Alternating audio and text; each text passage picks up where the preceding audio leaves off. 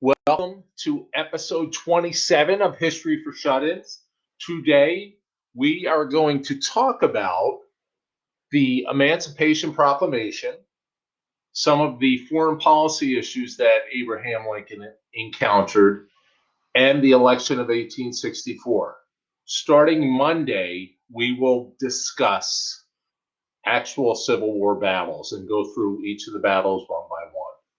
So we left off last class talking about Reconstruction plans. Lincoln's plan was to have 10% of a Confederate States population sign or take a loyalty, and then the state would be allowed back into the Union. Radical Republicans upped that to 50%. So of course, when Louisiana whites took advantage of Lincoln's proclamation in 1864, they adopted a state constitution that abolished slavery and provided a system for whites and African Americans alike. But the document did not provide voting for African Americans or Union veterans, despite a plea from Lincoln, though it did empower the legislature to enfranchise African Americans. The reconstructed Louisiana state legislature then passed labor laws aimed at putting formerly enslaved African Americans on plantations as low-paid wage laborers with limited freedom of travel and no political or civil rights.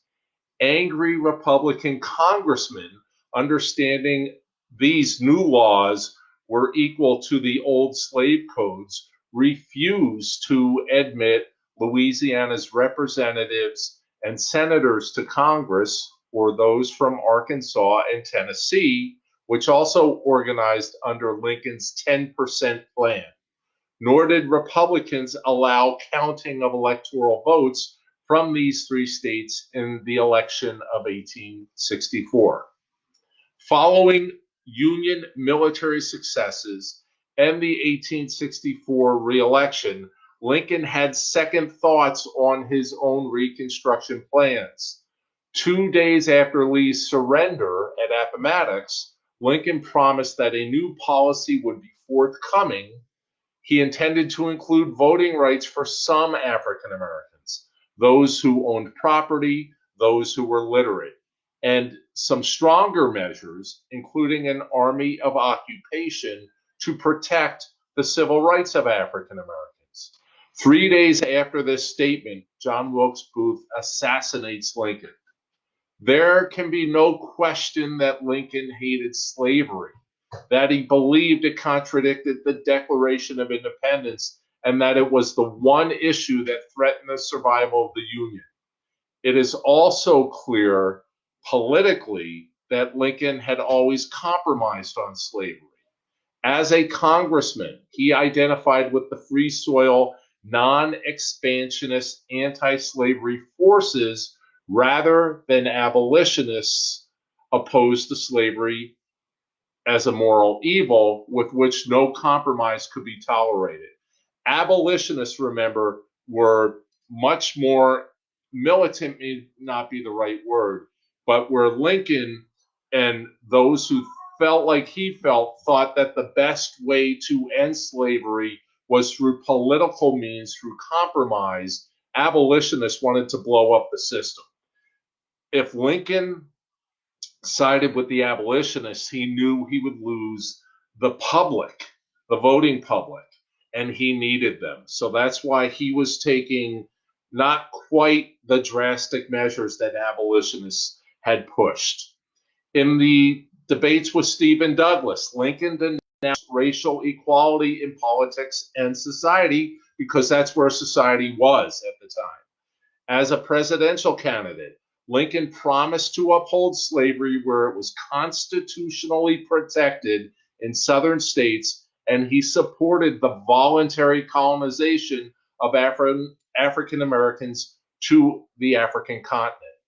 As president, Lincoln attempted to act consistently with his campaign positions, the Constitution, and the wishes of his Republican constituency. His purpose, he repeated, first and foremost was to save the Union. Remember, after Fort Sumter falls, if Lincoln says this war is for the abolition of slavery, he is going to lose huge chunks of the northern population. By saying that it is to save the Union, he is hitting a patriotic vein.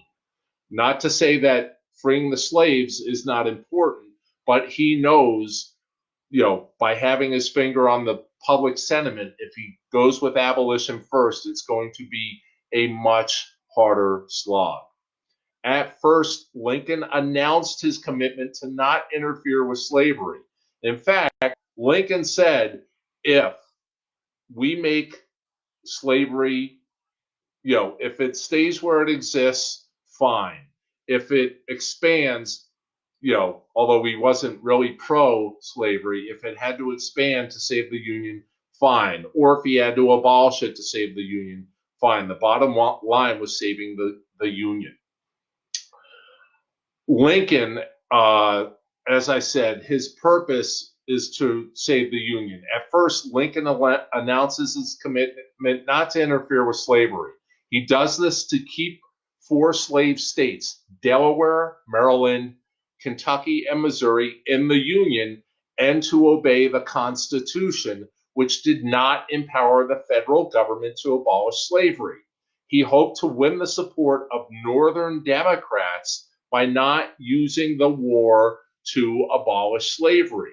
Events began to push Lincoln in the direction of emancipation within a few months after the fall of Fort Sumter.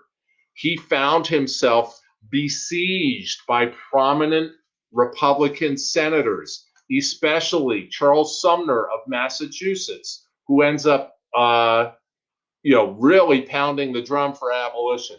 Ben Wade of Ohio is another one. They insisted that he could use his presidential war power as commander in chief to free the slaves immediately. Lincoln tried to meet these standards without losing the border slave states by proposing a gradual emancipation program in which the federal government would pay loyal masters in border states for the voluntary emancipation of their slaves. The border states refused to accept the plan, and this convinces Lincoln that few masters would ever voluntarily abandon slavery. Once the Civil War began, thousands of slaves began to run to Union lines. Thousands of other slaves exhibited insubordinate or rebellious behavior on plantations as Southern men go to war. Northern free African Americans urged Lincoln to act decisively to encourage slave rebellions. Slave rebellions have been a fear of slave masters for centuries. Northern free African Americans called for Lincoln to issue an Emancipation Proclamation. It seemed certain that emancipation would make it difficult for Great Britain or France to officially recognize the Confederacy in view of anti-slavery feelings among European people.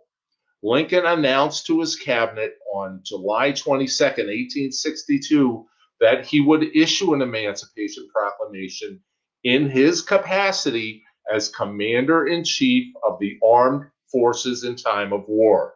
The Emancipation Proclamation would free all slaves in all areas still in rebellion. Moving forward, it would be a Union objective to destroy slavery within the Confederacy. His cabinet persuades Lincoln to wait for a Union victory. Seward says to Lincoln, if you issue this now in July, in August, when things are not going well for the Union, it will be the last dying shriek of the Republic. So when General George B. McClellan stops Lee's advance into Maryland at Antietam in September of 1862, Lincoln announces his preliminary Emancipation Proclamation. Lincoln warned that if the rebellion did not end by January 1st, 1863, and we know it does not, it's going to go through April 1865, Lincoln says that he will issue his presidential order of emancipation and the destruction of slavery in the Confederacy.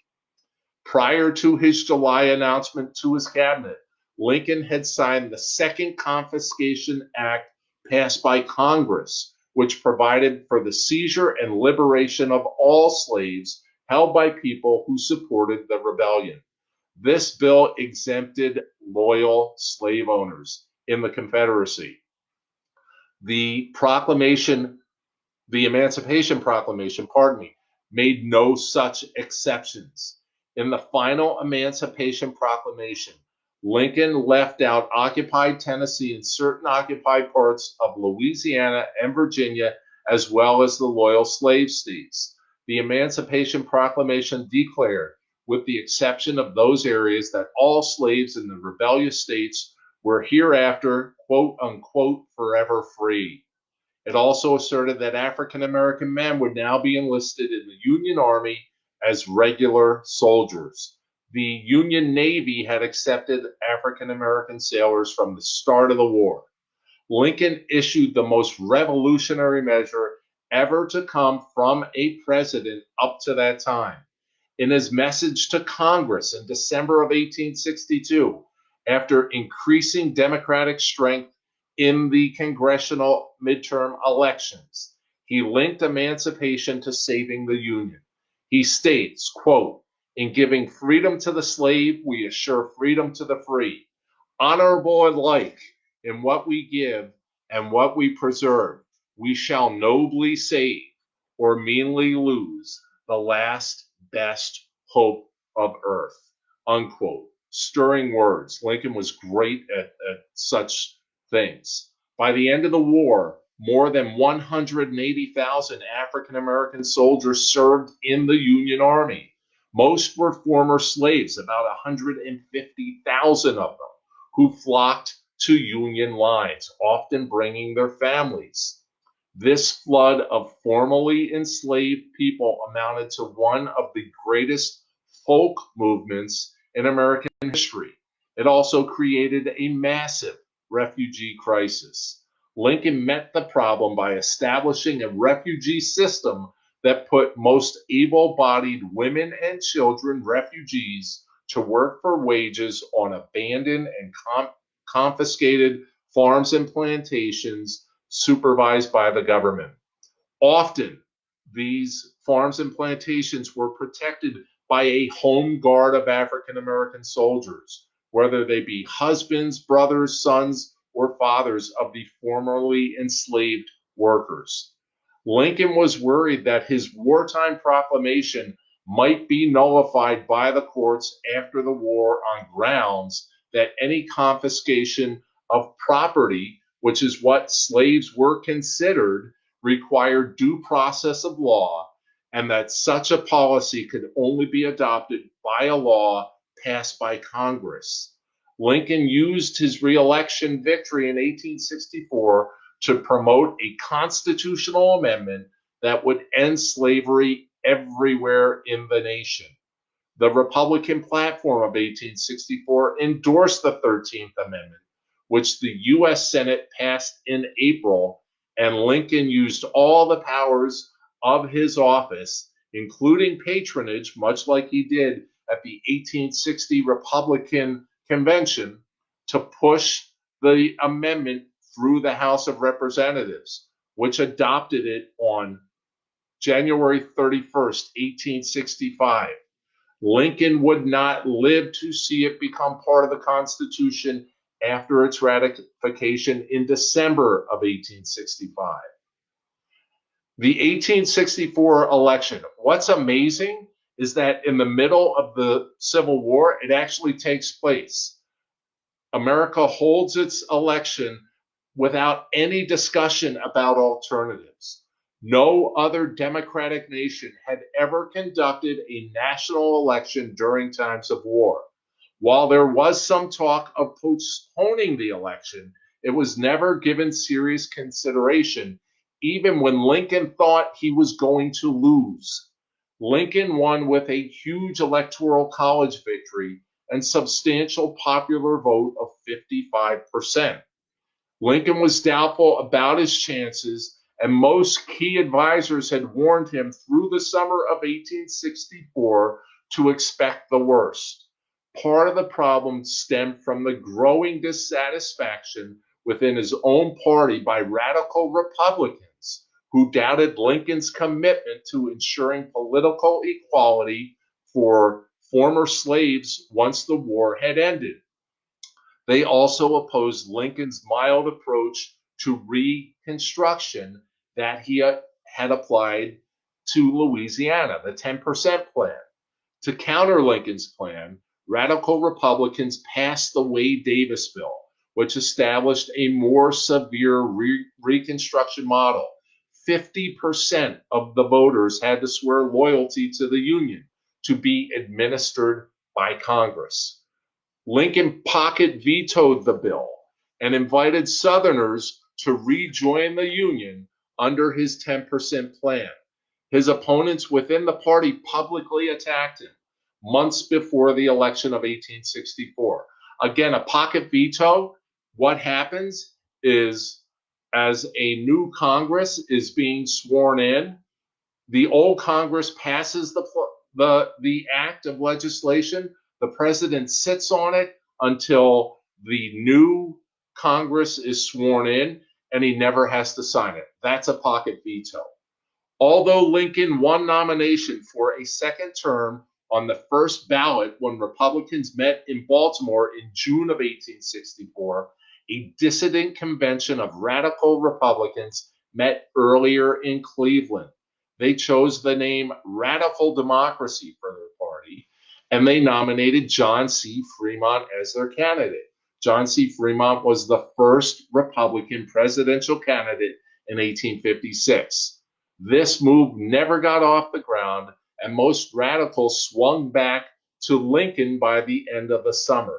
The break indicated the uncertainty in the political support for Lincoln within the Republican Party. More serious than the division among Republicans was the threat posed by the Democrat Party. The Democrats boldly proclaimed the Civil War a failure, demanded the immediate ending of all hostilities, and called for the convening of a national convention to restore the Union by negotiation with the Confederate government. Democrats nominated General George B. McClellan, who had been hired and fired by Lincoln numerous times. We will start talking about Civil War battles on Monday, and you'll get a real picture of George McClellan if you have not had that opportunity yet. The ensuing campaign attacked Lincoln.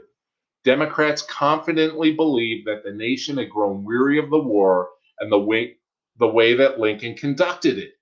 Thousands disliked the draft. Lincoln had been forced to send troops to quiet draft riots in New York City. The troops that he sent were victorious Union troops who had fought at Gettysburg. So after Gettysburg, they are marching to New York City. If you know anything about the geography of Pennsylvania, Gettysburg is south and west of Harrisburg, which is in the center of Pennsylvania, and going to New York. By car, it's a 3 to 4 hour drive, maybe three. But marching, endless, after fighting in the hot sun at Gettysburg. Unbelievable. There was the cry raised by Democrats over Lincoln's abuse of power in censoring the press, increasing military rule over areas adequately served by civilian government, and arresting and detaining war critics without benefit of a trial. The Democratic platform attacked Lincoln's use of presidential powers and claimed that he acted unconstitutionally. Most importantly, Democrats believed that Lincoln doomed his reelection by turning the war from a conflict to preserve the Union to a battle, to abolish slavery. So this is 3 years into the war. Imagine if when the war starts, Lincoln says, this war's to abolish slavery. It would have been horrendous. His decision to arm African Americans and allow them to serve in the Army was seen as having changed the war into a crusade to end slavery, which most Northerners, at least Democrats believe, only weakly supported. Lincoln's chances were better than anyone guessed at the time. His campaign slogan of "not changing horses in midstream" made sense to most Americans. Moreover, large numbers of Northern Democrats supported Lincoln as the best hope of preserving the Union. When Vice President Hamlin was replaced by Andrew Johnson, a Union Democrat from Tennessee, who was Lincoln's military governor of occupied Tennessee, thousands of moderate Democrats in the border states supported Lincoln. Next week, we'll talk about the importance of the border states and Lincoln's interactions with them. This is one example. Anti-Lincoln Democrats were in disarray. Although the Democrat platform condemned the Union war effort as a failure and called for the immediate halt to fighting and a negotiated settlement, McClellan denounced the platform and came out strongly for the preservation of the Union at all hazards. So the Democrat nominee is saying, hey, I don't agree with the platform. Crazy. Equally important, the Republican platform took a firm stand on the war and its aftermath, appeasing Lincoln's radical opponents within the Republican Party. It vowed to crush the Confederacy and punish rebel leaders, supported a constitutional amendment to end slavery, offered aid to Union veterans, and demanded unconditional surrender. It seems that most Northerners accepted the Emancipation Proclamation and the arming of black soldiers as a military necessity that would cause anarchy within Confederate lines and weaken the Confederacy's will to continue fighting. The fact that the Emancipation Proclamation did not apply to border slave states still in the Union and parts of secessionist states that had remained Unionist greatly reassured many Democrats that it was a reasonable tool of war, one that protected the property of loyal slave owners. This is just another masterstroke politically of what Lincoln does. And again, we've talked about some of these things, we'll talk about more. Most importantly, the vast majority of Union soldiers and families supported Lincoln and wanted to end the war with victory rather than a negotiated stalemate. On Election Day, General Ulysses S. Grant ensures that the soldiers could and would vote by absentee ballot. For those who came from states where no absentee provisions existed, he furloughed them by the thousands so that they could go home and vote. The vote by the soldier citizens of the war who overwhelmingly supported Lincoln, when combined with the military victories won by Admiral Farragut in seizing Mobile Bay and Sherman at Atlanta in the late summer of 1864, united the Republican Party behind Lincoln and won the election. In this landslide victory, Lincoln won the electoral votes of 22 states, losing only Delaware, Kentucky, and New Jersey to McClellan. Once again, New Jersey just acts a little funky in American history here. 81% of eligible voters went to the polls in 1860. In 1864, it declines to 74%, which is still quite high. Census figures revealed that the nation's population in 1860 numbered 31.4 million, a 36% increase since 1850. In no decade since has the U.S. population growth been greater than 27%.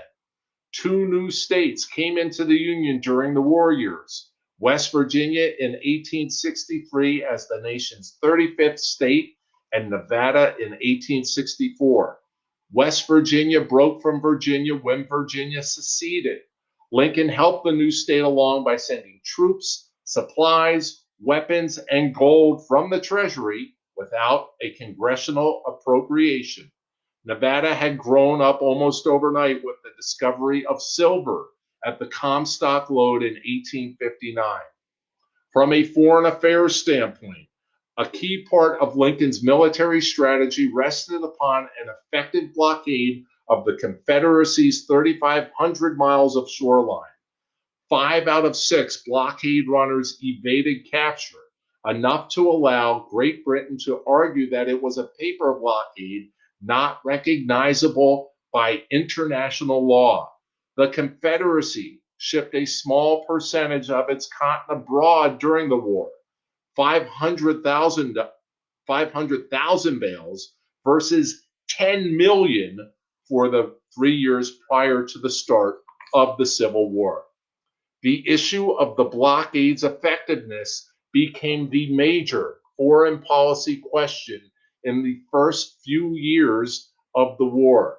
The Confederacy confidently expected Great Britain to escort Confederate cotton vessels or to send British merchant and warships to southern ports. To hasten this active intervention, the Confederacy informally cut off most cotton exports in 1861. Great Britain took no official action to break the blockade and tolerated the seizure by the Union of British ships trading with the Confederacy. Great Britain never officially extended diplomatic recognition. And a big piece of that is the Emancipation Proclamation. Several times during the war, both Great Britain and France came close to recognition and intervention. It took the skill of the American minister to Great Britain, Charles Francis Adams, the grandson of John Adams and the son of John Quincy Adams, to keep England out of the war.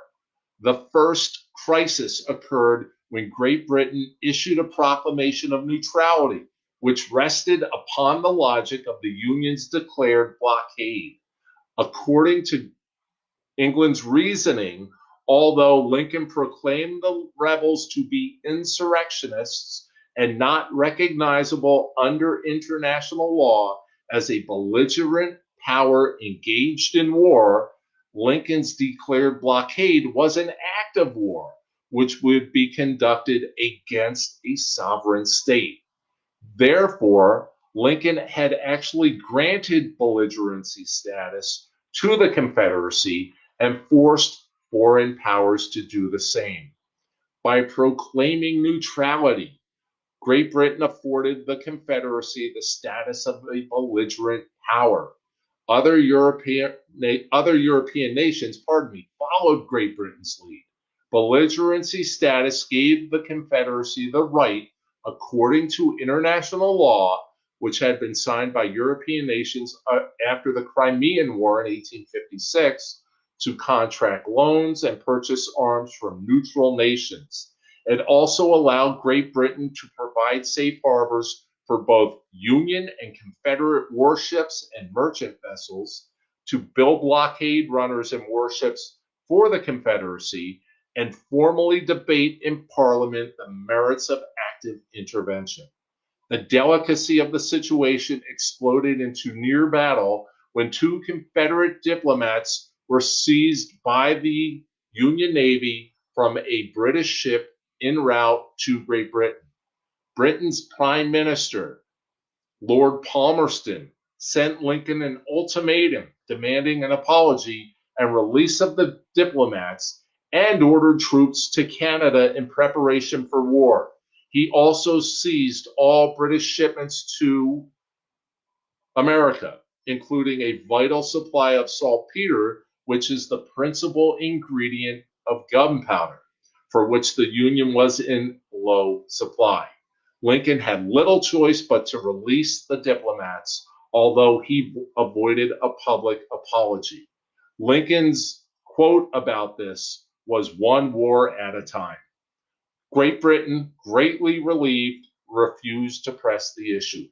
For the remainder of the war, British shipbuilders constructed dozens of lightweight blockade runners for the Confederacy, as well as several warships. In France, Louis Napoleon sent thousands of French soldiers into Mexico to overthrow the regime of Benito Juarez in hopes of making Mexico a French colony. He unofficially supported the Confederacy, but stopped short of formal recognition. In the summer of 1862, a coalition of European nations, Great Britain, France, Russia, Austria, and Prussia, came close to offering to mediate the war, which would have been tantamount to recognizing the Confederacy's independence. In the end, no European nation offered mediation or extended recognition. Among the reasons undermining active European intervention were several considerations. Economically, there were developments that shifted trade relations to emphasize the North's economic ties with Europe. Huge cotton exports in 1857 to 1860 had enabled Great Britain to stockpile inventories that carried them through much of the war. Also, new sources of cotton in Egypt and in India replaced the southern supply after 1862. Also, the Union became a major consumer of British iron, ships, armaments, and woolen uniforms and blankets, which absorbed the decline in the US market for British cotton textiles. At the same time, crop failures in Western Europe in 1861 and 1862 increased European dependence on American grain and flour, making corn as powerful as cotton. Socially, the open hostility of Great Britain's working class to the Confederacy as a nation of aristocrats and slave masters countered the support for the Confederacy by the British upper class.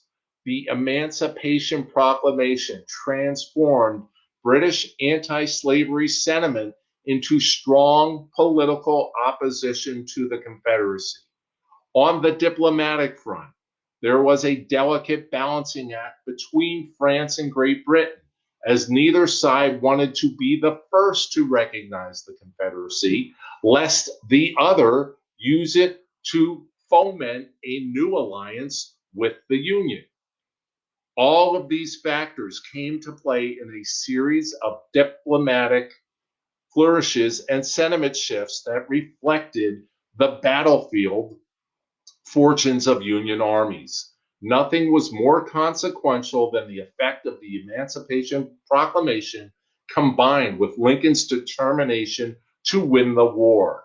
Once the war became a crusade to destroy slavery, and the Union Army presented itself as an army of liberation rather than just an army of national self preservation, it was impossible for Great Britain to intervene on the side of the Confederacy. British public opinion had become strongly abolitionist, and no government could take the side of the Confederacy. Nearly every family felt the impact of the Civil War. Total casualties on both sides exceeded 1 million. There were more than 364,000 Union soldiers killed, with 140,000 from battle wounds. 275,000 returned home wounded, often crippled for life. The Confederacy lost 258,000. Almost as many suffered wounds. 800,000 served in the Confederate Army.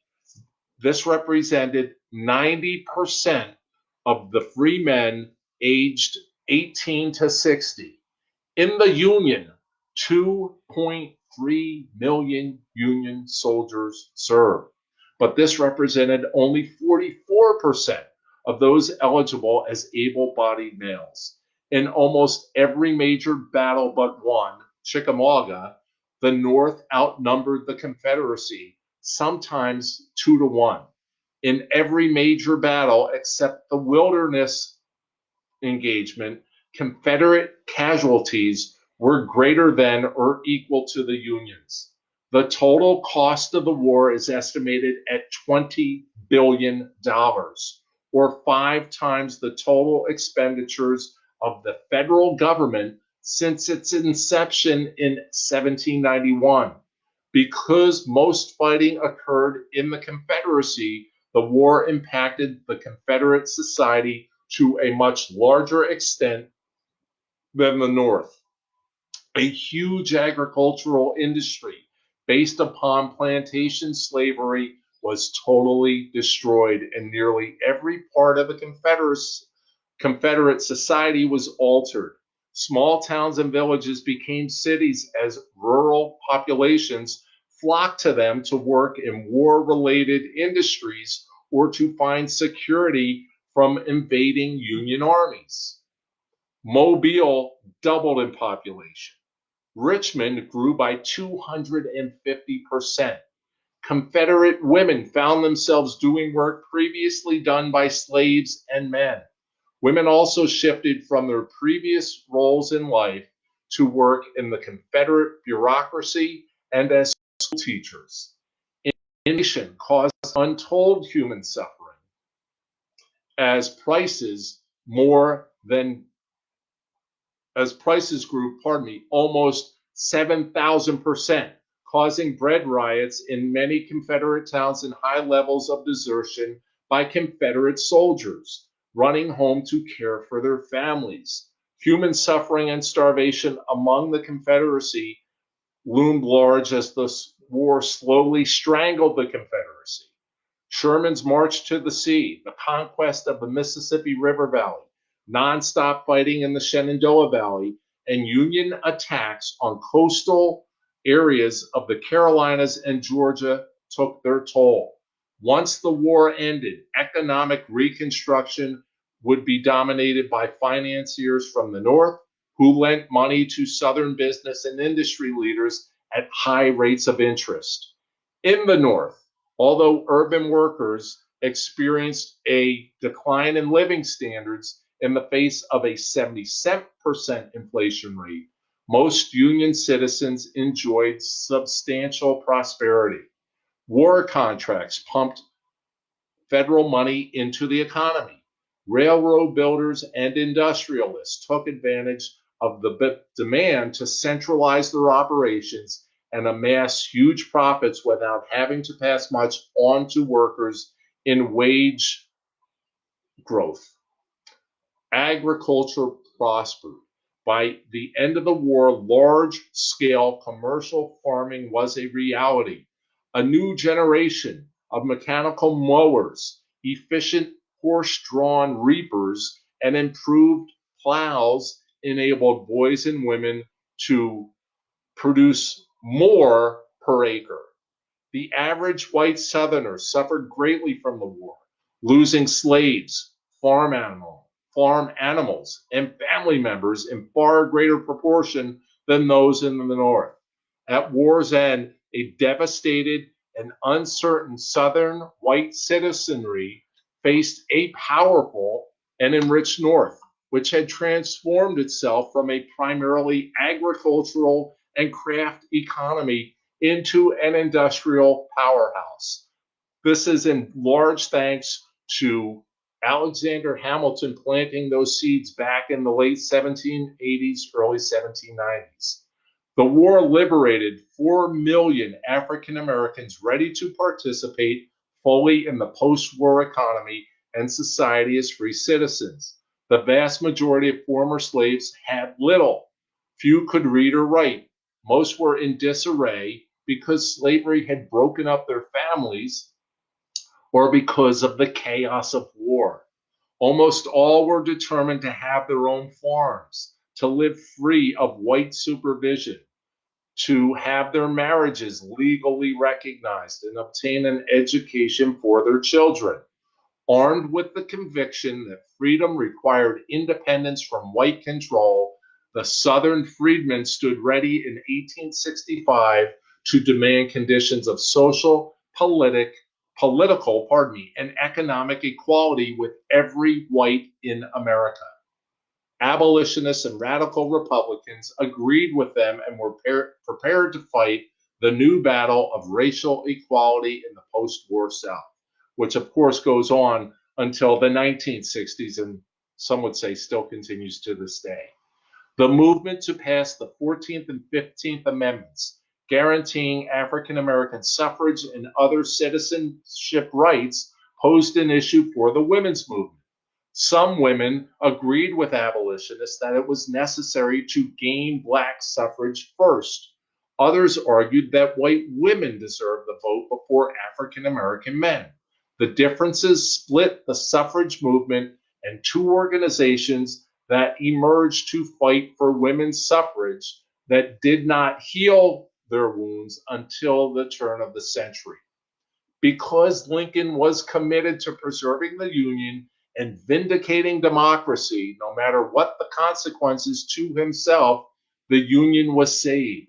Because he understood that ending slavery required patience, careful timing, shrewd calculations, and iron resolve, slavery ended. Lincoln managed in the process of saving the Union and ending slavery to define the creation of a more perfect union in terms of liberty and economic equality that rallied the citizenry. Because he understood that victory in both great causes depended upon purposeful and visionary presidential leadership as well as the exercise of politically acceptable means, he left as his legacy a nation that was both whole and free. As the most activist president in history, Lincoln transformed the president's role as commander in chief and chief executive into a powerful new position, making the president supreme over both Congress and the courts. His activism began with Fort Sumter when he called out state militias, increased the size of the Army and the Navy, spent $2 million without congressional appropriation, blockaded southern ports, closed post offices to treasonable correspondences, suspended the writ of habeas corpus in several locations, ordered the arrest and military detention of suspected traitors, and issued the Emancipation Proclamation. Lincoln broke an assortment of laws and ignored constitutional provisions. He made war without a declaration, even before summoning Congress into special session. He countered the Supreme Court opposition by affirming his own version of judicial review that placed the president as the final interpreter of the Constitution. For Lincoln, it made no sense to lose the nation and preserve the Constitution. He justified his powers as an emergency authority granted to him by the people. He had been elected, he told critics, to decide when an emergency existed and take all measures required to deal with it. In doing so, Lincoln maintained that the presidency or the president was one of three coordinate departments of government, not in any way subordinate to Congress or the courts. Moreover, he demonstrated that the president had a special duty that went beyond Congress and the courts, a duty that required constant executive action in times of crisis. While other branches of government are required to support the Constitution, Lincoln's actions pointed to the notion that the president alone is sworn to preserve, protect, and defend the Constitution. In times of war, this power makes the president responsible for the well-being and survival of the nation. Lincoln's legacy of executive authority did not last beyond his death. Over the next 40 years, both Congress and the courts overshadowed the president in power and influence. It's really not until the time of Teddy Roosevelt that switches back to the president. Lincoln's great achievement was his ability to energize and mobilize the Union by appealing to its best ideals while acting with malice towards none, as he said, in the pursuit of a more perfect, just, and enduring Union. No president in American history faced a greater crisis or accomplished as much. Thank you for joining me today. We will see you on Monday. What I'm thinking for Monday, we might go a little bit earlier, perhaps at 3 in the afternoon, as there's a scheduling conflict. But we'll pick up Monday by discussing the battles of the Civil War. Have a great weekend. Thanks for joining. Take good care.